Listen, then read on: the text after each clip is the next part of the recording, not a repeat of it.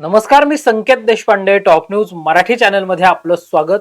9 डिसेंबरला बीड जिल्ह्यातल्या केज तालुक्यातल्या मस्साजोग गावचे सरपंच संतोष देशमुख यांची हत्या झाली. 11 डिसेंबरला हा संपूर्ण तपास जो आहे तो सीआयडी कडे वर्ग झाला. त्यानंतर एसआयटी समिती जी आहे ती गठीत झाली. आतापर्यंत 6 आरोपी जे आहेत त्या अटकेत या प्रकरणी अटक झाल्याचं आपल्याला पाहायला मिळालं. मात्र सगळ्यात कमी वयाचा अवघ्या 23 वर्षांचा असणारा कृष्णा आंधळे मात्र अजूनही फरार आहे आणि त्याचा शोध घेण्यात तपास यंत्रणांची दमछाक होताना आपल्याला पाहायला मिळते. आज 1 महिना संतोष देशमुखांच्या हत्येला झाला, मात्र तरीही कृष्णा आंधळे अजून सापडू शकलेला नाही. आणि याच विषयावरचं आजचं आपलं प्राईम टाइम लाईव्ह आहे की या 23 वर्षाच्या पोरानं तपास यंत्रणांच्या नाकात दम आणलाय. कृष्णा आंधळे अजूनही फरार. आणि या लाईव्ह कार्यक्रमामध्ये, या चर्चेमध्ये माझ्या सोबत आहे माझी सहकारी समृद्धी जाधव. समृद्धी, एकंदरीतच जर आपण पाहिलं तर शेवटचे जे 3 आरोपी फरार होते त्यातला सुदर्शन घुले आणि सुधीर सांगळे 4 जानेवारीला पुण्यात पोलिसांना सापडले, मात्र कृष्णा आंधळे अजूनही फरार आहे. काय सांगशील? नक्कीच आपण बघितलं तर हे सगळंच प्रकरण इतकं सेन्सिटिव्ह होतं की सुरुवातीपासूनच सगळ्याच तपास यंत्रणा यामध्ये कामाला लागल्या होत्या.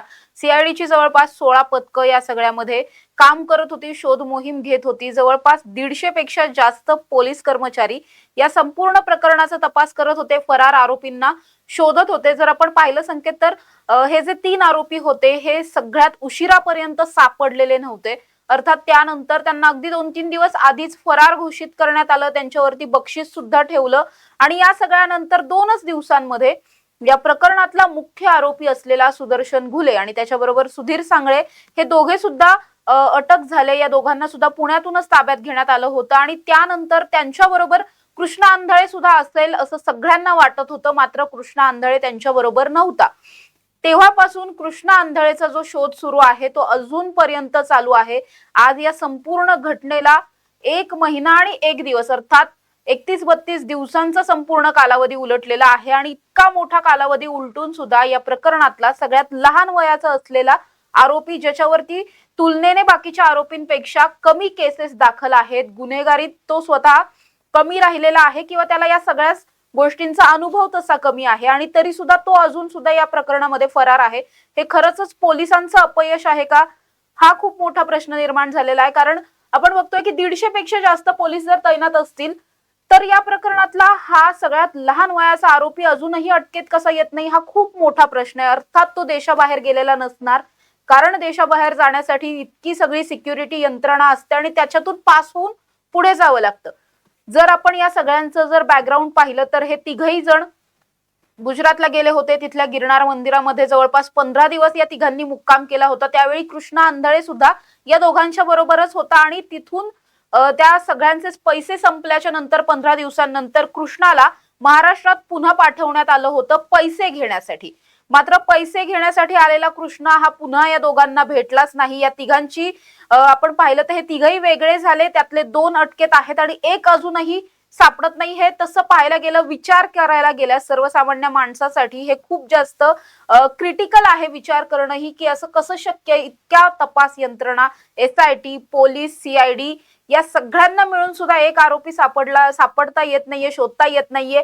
ही खूप मोठी खरं तर गंभीर घटना म्हणावी लागेल.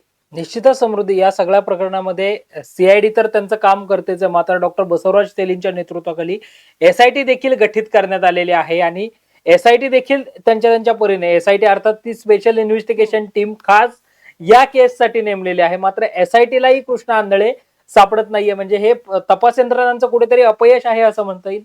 नक्कीच हे पूर्णपणे तपास यंत्रणांचं अपयश आहे असं आपण म्हणू शकतो. कारण इतका मोठा कालावधी होऊन ज्या प्रकरणामध्ये स्वतः दोन्ही उपमुख्यमंत्री आहेत, स्वतः मुख्यमंत्री लक्ष घालून आहेत, इतकं मोठं गंभीर प्रकरण असताना सुद्धा 1 आरोपी जो सगळ्यात लहान वयाचा आहे आणि तो अर्थात महाराष्ट्रात असणारे किंवा मग महाराष्ट्राच्या आजूबाजूच्या काही राज्यांमध्ये असणारे, त्या आरोपीला जर शोधणं इतकं अवघड जात असेल, अर्थात पोलिसांच्या माध्यमातून अनेक लिंक्स लावण्यात आलेले आहेत. हे 2 जण जेव्हा पकडले गेले होते, सुदर्शन घुले आणि सुधीर सांगळे, या दोघांना सुद्धा पकडण्यासाठी पोलिसांनी अनेक जणांची चौकशी केलेली होती, तपास केला होता. खूप छोट्या छोट्या लिंक्स होत्या जे जुळवत मग या दोघांपर्यंत पोलीस पोहोचले होते आणि असं असून सुद्धा मग याच्याच पर्यंत का पोहोचत नाहीयेत हा एक खूप मोठा प्रश्न आहे.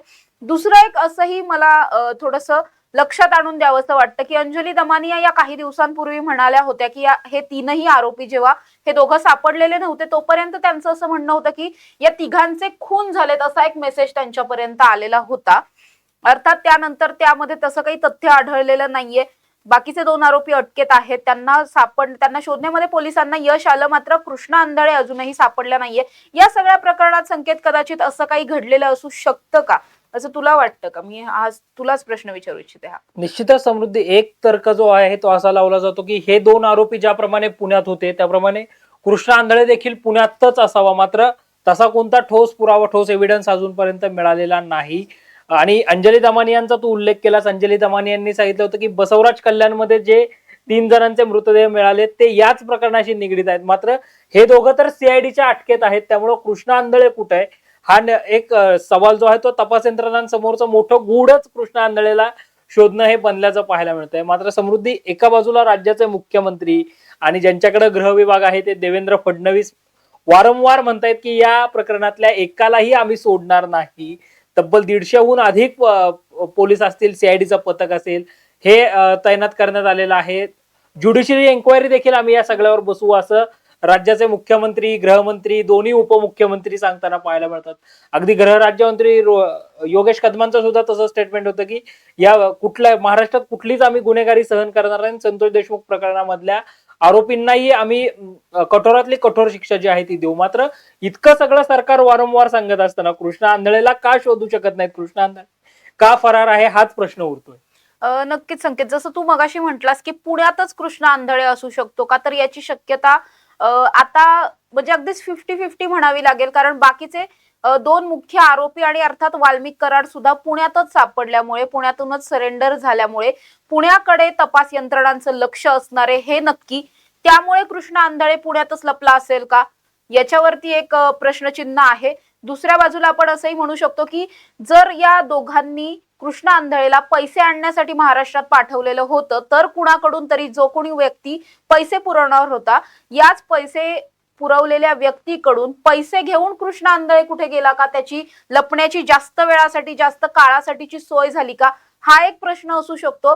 अर्थात दुसरी बाजू त्याला अशी सुद्धा आहे की पुण्यात आपण बघतोय वाल्मिक कराडची अनेक प्रॉपर्टी असल्याचे आरोप त्याच्यावर सुरेश धस यांनी केलेले आहेत. त्यामुळे अशाच पद्धतीने वाल्मिक कराड पुण्यात जिथे कुठे लपला होता त्याच भागामध्ये किंवा त्याच प्रॉपर्टीमध्ये कुठेतरी कृष्णा आंधळे आहे का, तर तसंही असू शकतं. किंवा कृष्णा आंधळेला जाणून बुजून कुणीतरी आतापर्यंत लपवून ठेवलंय का, असंही असू शकतं. कारण हा या प्रकरणातला सगळ्यात वयाने लहान आरोपी आहे.